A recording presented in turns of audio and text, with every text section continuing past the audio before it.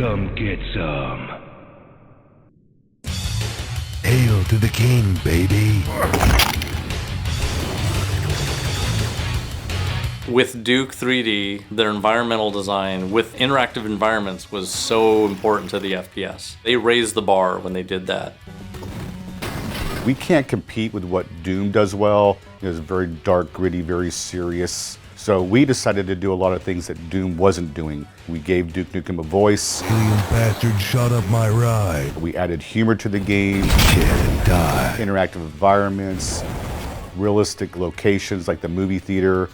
That was the first FPS where the world seemed real. Doom was all these weird space stations and these hellish environments, and then Duke Nukem was, this is like a city street, and this is a store, and this is a nightclub, and there's a pool table, and there's a bathroom. I can't really remember seeing any game prior to that that kind of nailed that feeling of authenticity. That's one doomed Space Marine. It felt like you're a real character because you're in real world locations.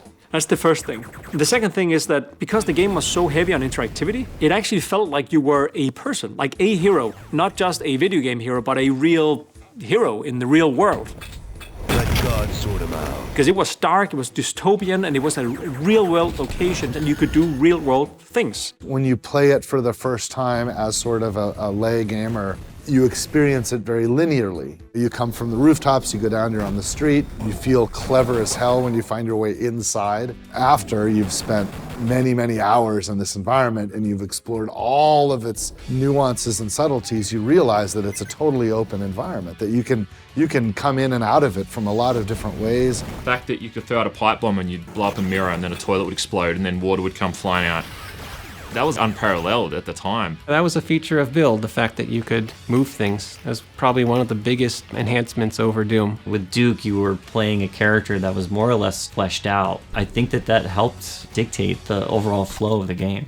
I didn't know the game was even being made until 2 months before it was released. As Duke Nukem 3D was really my first major video game project, there was no ad-libbing or anything. I stuck to the script exclusively. Give me 3 takes of each one, we'll pick the one we like the best. They just let me roll. Who wants some? I'm here to kick ass and chew bubblegum. And I'm all out of gum. They love that one. For every 9 to 16-year-old boy, like, of course that's a fun caricature. I'm looking good. He's a vehicle for you to pass into these often like illicit adult environments. The main thing at the time, I think, which gained notoriety in Australia was that it had strippers in it, and they'd show their boobs, but that was censored in Australia, as we have a long history of games getting censored over completely pointless stuff. So that kind of made it more infamous when we were kids. Shake it, baby. It was so fun. I had so much fun playing through that entire game. They did what they needed to do right. That's why you still know who Duke Nukem is now, 20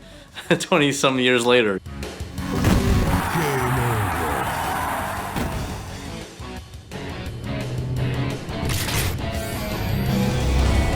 Come get some.